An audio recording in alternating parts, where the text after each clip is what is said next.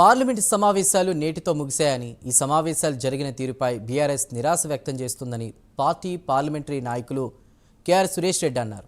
ఇక పార్లమెంట్ ప్రొడక్టివిటీలో రాజ్యసభ కేవలం 38% మాత్రమే ఉందని అన్నారు. ముఖ్యంగా రెండు ప్రధాన పార్టీల మధ్య పోటీ వల్ల పార్లమెంటు సెషన్స్ అన్నీ అయిపోయాయని, ఇలా చేయడం వల్ల చిన్న పార్టీల ప్రాధాన్యత తగ్గిపోతుందని చెప్పారు. అయినా కూడా బీఆర్ఎస్కు వచ్చిన అవకాశాన్ని సద్వినియోగం చేసుకున్నామని, చర్చలో తమ వంతు పాత్రను పోషించామని తెలిపారు.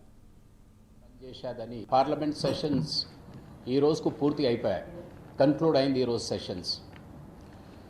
బీఆర్ఎస్ పార్టీ తరఫున పూర్తిగా ఈ సెషన్స్పై వీఆర్ డిసప్పాయింటెడ్, నిరాశ కలిగాది. సాధారణంగా ఏ సెషన్ జరిగినా సెషన్ ప్రొడక్టివిటీ అనేది లెక్కలు చివరి రోజు చెప్తూనే ఉంటారు. మరి ఈరోజు ప్రత్యేకంగా రాజ్యసభ ప్రొడక్టివిటీ చూస్తే కేవలం 38% పనిచేశాదని ఈరోజు గౌరవ డిప్యూటీ చైర్మన్ గారు తెలిపారు.